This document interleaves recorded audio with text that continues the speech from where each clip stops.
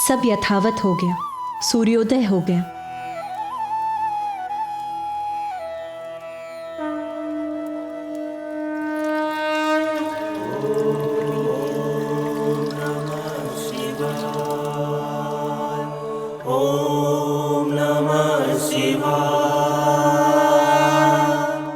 मुझे महादेव को ये सूचना देनी ही होगी कि एक ढोंगी जलंधर नामक असुर स्वयं को भगवान मानकर हम देवताओं को उसकी प्रभुता स्वीकार करने के लिए बलपूर्वक विवश कर रहा है।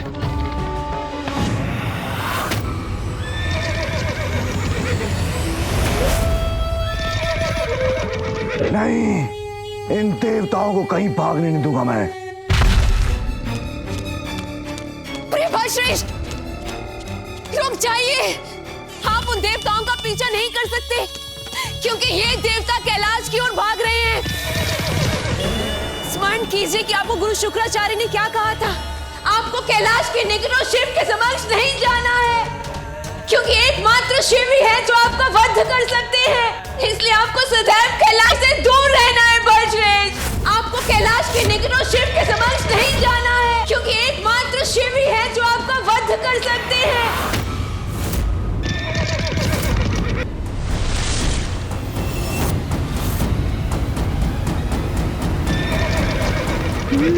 तो ये बात है, जलंधर कैलाश या पिताश्री के समक्ष नहीं आ सकता और एकमात्र पिताश्री के हाथों ही उसका वध संभव है।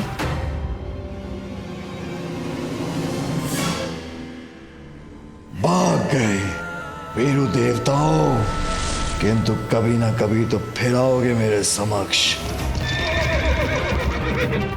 कभी ना कभी तो ये दुष्ट कैलाश आने पर विवश अवश्य होगा, अन्यथा मैं इसे विवश कर दूंगा।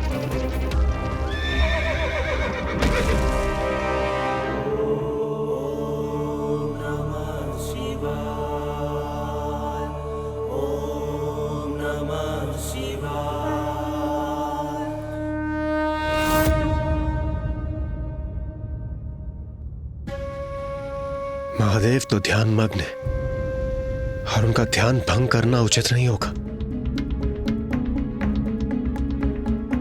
प्रथम पूज्य गणेश जी, अब आप ही बताइए हम क्या करें। जलंधर ने आज जो अपराध किया है उसे महादेव को बताना आवश्यक है। पुत्र गणेश। माँ, प्रणाम माँ।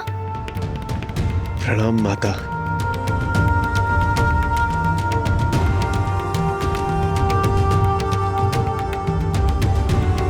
इंद्रदेव, सूर्यदेव, आप सभी यहाँ इतनी भोर में? कुछ हुआ है क्या?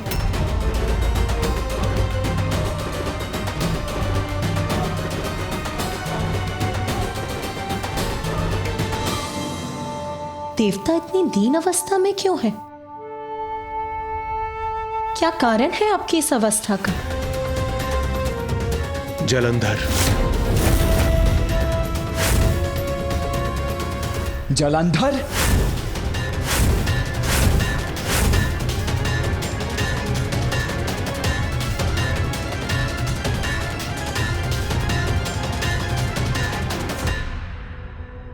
देवगण, क्या किया है जलंधर ने?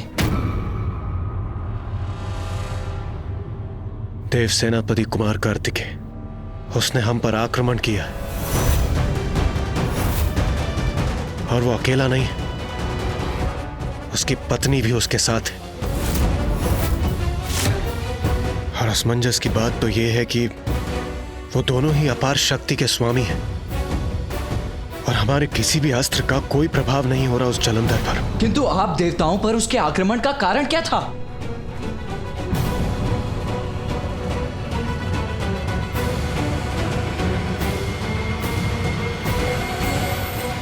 मैं जब नियमित रूप से अपनी दिनचर्या का आरंभ कर रहा था तब उस जलंधर ने मेरा मार्ग रोक दिया।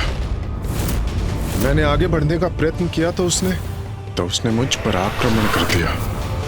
और जब इंद्रदेव और अन्य देवता मेरी सहायता के लिए आए तो उसने हम सभी पर आक्रमण कर दिया और हम सब की दुर्दशा कर दी। किंतु उसने आपका मार्ग क्यों रोका सूर्यदेव? माता दुष्ट है वो। कदाचित अपनी दुष्टता के कारण अहंकार वश ऐसा किया उसने। सूर्यदेव का मार्ग रोका, सृष्टि के नियमों को भंग करने का प्रयास किया। ये तो जैसे स्वयं जगत पिता महादेव को चुनौती देने के समान है। क्या आप हमसे कुछ छिपा रहे हैं सूर्यदेव? जो कुछ भी है स्पष्ट कहिए सूर्यदेव। माता वो स्वयं को नवीन भगवान कहता है और चाहता है कि सर्वप्रथम मैं उसका अभिवादन करूं। देखा मां, अब वो सभी से अपनी पूजा करवाना चाहता है। उसके इस अपराध का दंड उसे अवश्य मिलकर ही रहेगा। इस जलंधर का दुस्साहस बढ़ता ही जा रहा है। यदि इसे समय रहते नहीं रोका गया तो यह शुभ नहीं होगा। माँ, मैं जाकर जलंधर को समझाता हूँ। उससे ज्ञात करूँगा कि वो स्वयं को भगवान क्यों कहते हैं। देखता हूँ कि इस समस्या का क्या समाधान संभव है। कहने सुनने समझाने का समय अब गया। वार्तालाप के नहीं, प्रहार के योग्य है वो।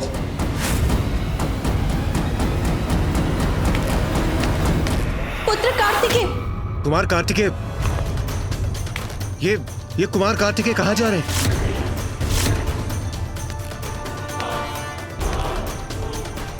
पुत्र कार्तिकेय आवेश में जलंधर के पास जा रहा है। नहीं, ये उचित नहीं। इससे तो स्थिति बिगड़ जाएगी। पिताश्री ध्यान मग्न अवश्य है, किंतु मैं नहीं। जलंधर, मैं तुम्हें तुम्हारे अपराधों का दंड अवश्य दूंगा।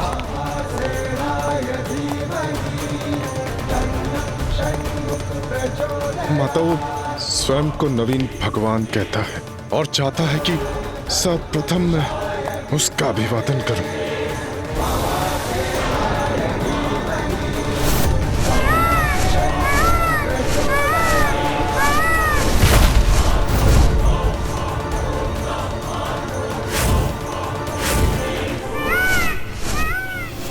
माँ, आप चिंता ना करें।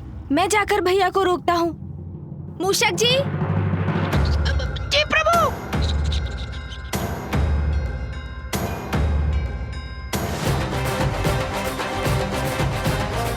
शीघ्र चलिए मूषक जी। जी प्रभु।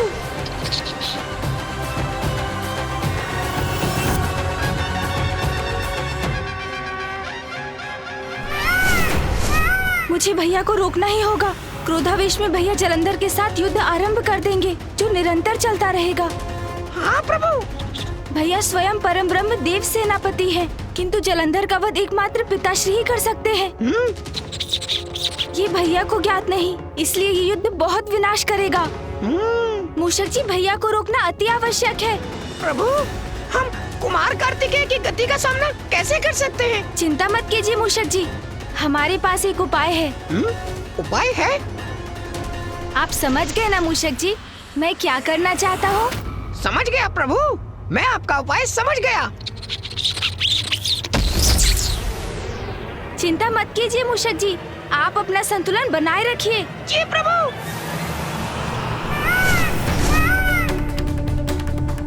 नष्ट भ्रष्ट कर दूंगा मैं जलंधर और उसके इस प्रपंच को। मूषक जी, शीघ्रता से नीचे चलिए। जी प्रभु।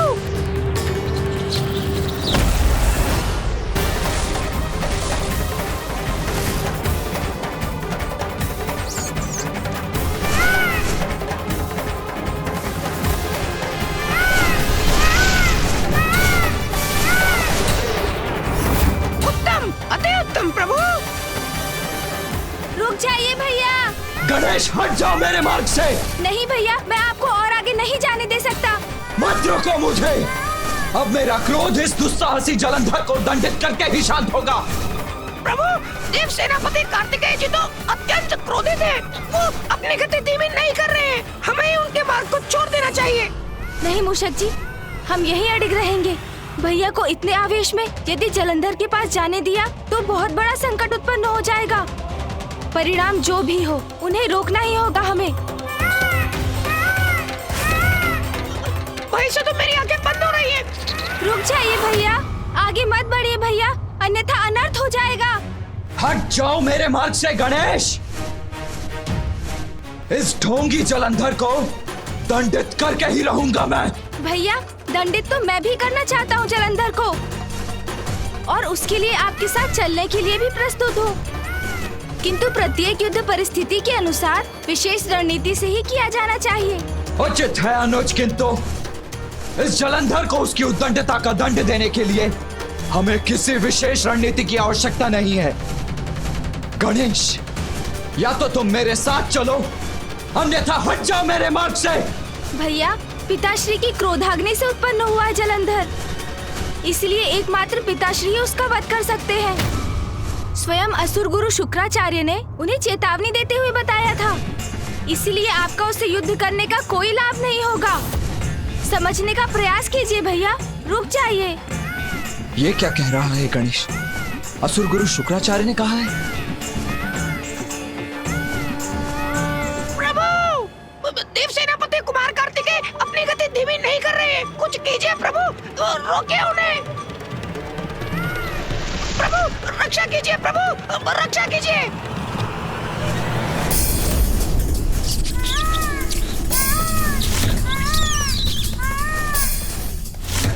आज तो प्राण अवश्य जाएंगे।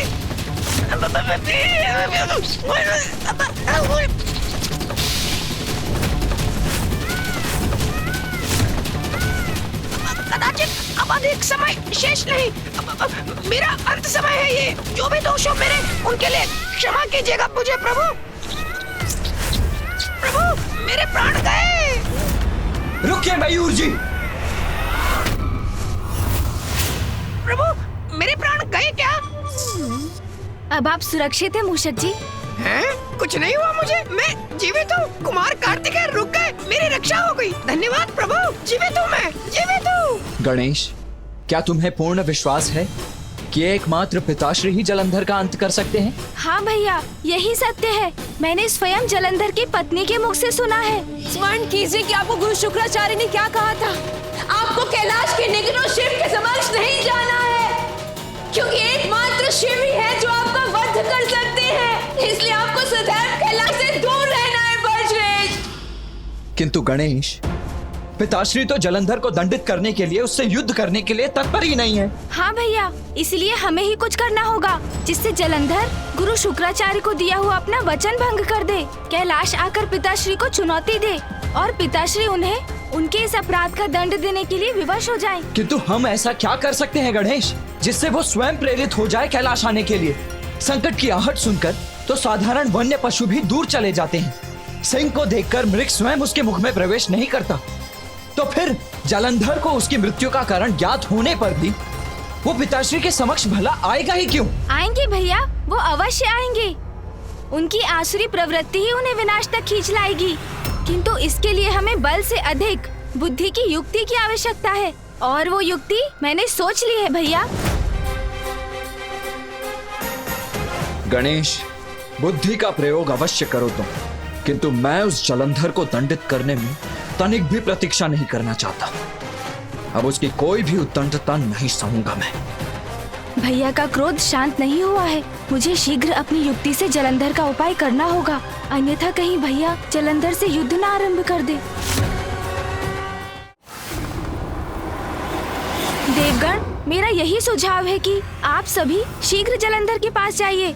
आप सब समझ गए हैं ना कि क्या करना है?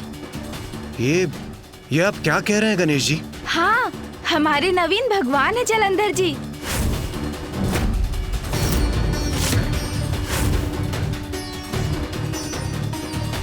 और भगवान के आदेश का पालन तो हमारा कर्तव्य है, तो उनके आदेश का पालन कीजिए। उनकी सभा में उपस्थित होकर बढ़ा चढ़ाकर उनकी प्रशंसा कीजिए, प्रसन्न कीजिए उन्हें। जलंधर के पास जाएं, उसकी प्रशंसा करें। आप हमें एक ऐसा आदेश दे रहे हैं प्रथम पूज्य श्री गणेश जी? भोर में जो हुआ, जिस प्रकार उसने हमें आतंकित किया, उसके बाद भी आप इन असुरों को बढ़ावा क्यों दे रहे हैं? प्रथम पूज्य गणेश जी, आप हमें ऐसा करने क्यों कह रहे हैं? हम इसका तात्पर्य नहीं समझ पा रहे हैं गणेश जी। हम भी समझ नहीं पा रहे। प्रथम पूज्य है गणेश, उसका कोई भी सुझाव अनुचित नहीं हो सकता। मुझे विश्वास है गणेश का सुझाव जलंधर के आतंक को बढ़ाने के लिए नहीं, उसे मिटाने के लिए है। बुद्धि का देवता है गणेश, वो जो भी कहता है पूर्ण सोच विचार करके ही कहता है। आप सभी को भी उसकी बुद्धि पर विश्वास कर उसके सुझाव को स्वीकार कर लेना चाहिए। माता, मुझे प्रथम पूज्य श्री गणेश जी की बुद्धि पर कदापि संदेह नहीं है। मैं तो बस उनके दिए सुझाव को लेकर आश्चर्यचकित था। यदि संदेह नहीं है तो ये चर्चा व्यर्थ। आप वही करिए जो गणेश ने कहा है। ये लीजिए प्रिय बलश्रेष्ठ, मदिरा पान कीजिए और शांत हो जाइए। मदिरा।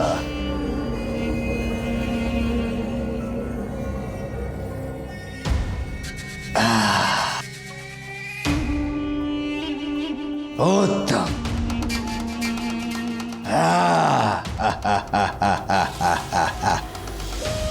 प्रिय बलश्रेष्ठ, ये सभी देवता अनंत काल से महादेव के अधीन रहे हैं, तो इतनी शीघ्र आपकी सत्ता कैसे स्वीकार करेंगे? इसलिए तो मैंने आपको सुझाव दिया है, अंत कर दीजिए सभी देवताओं का और अपने असुरों को उनके स्थान पर नियुक्त करके इस समस्या को जड़ से ही मिटा दीजिए। ना रहेगा बांस और ना बचेगी बांसुरी। वही करने जा रहा था मैं, उन सभी का वध करने जा रहा था, किंतु ज्ञात नहीं एक विचित्र सा गजमुख बालक कहां से प्रस्तुत हो गया, उन सभी को बचा ले गया। हाँ प्रिय बलश्रेष्ठ, वो बालक था कौन?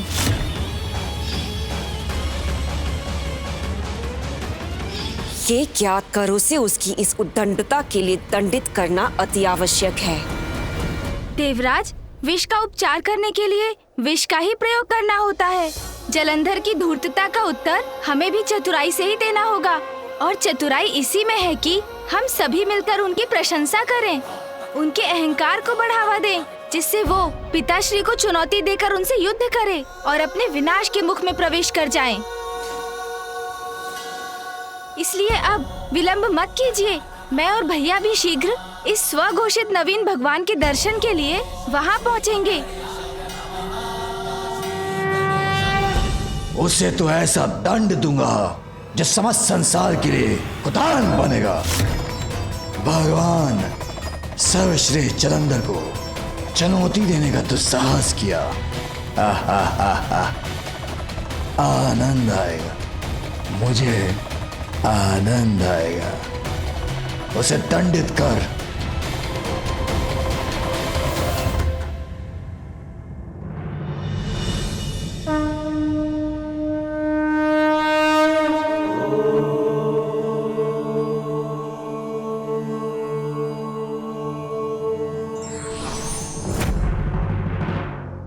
गणेश,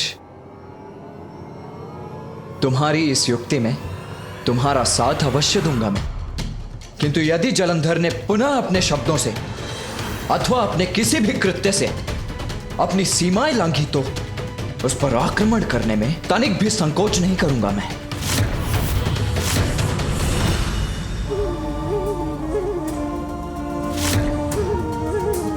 अहंकारी जलंधर अवश्य ऐसा कुछ करेगा जिससे पुत्र कार्तिकेय का क्रोध और बढ़ेगा।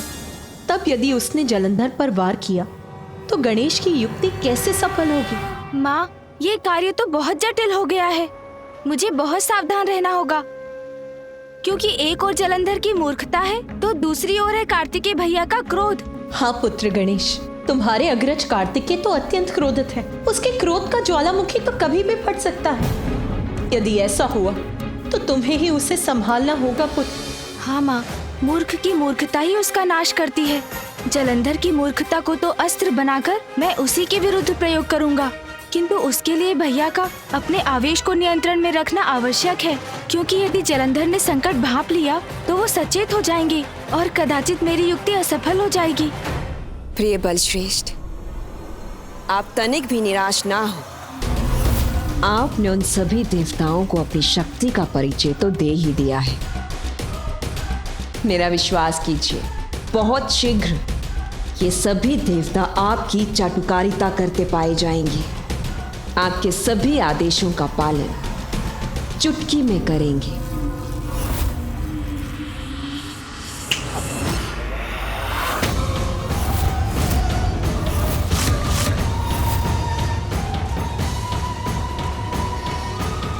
अरे वाह, वृंदा ने चुटकी बजाई और सभी देव भय खाकर आ भी गए। अभी तो अंततः देवताओं को बात समझ में आ ही गई कि उनका हित यही है, मेरे बलश्रेष्ठ के समक्ष।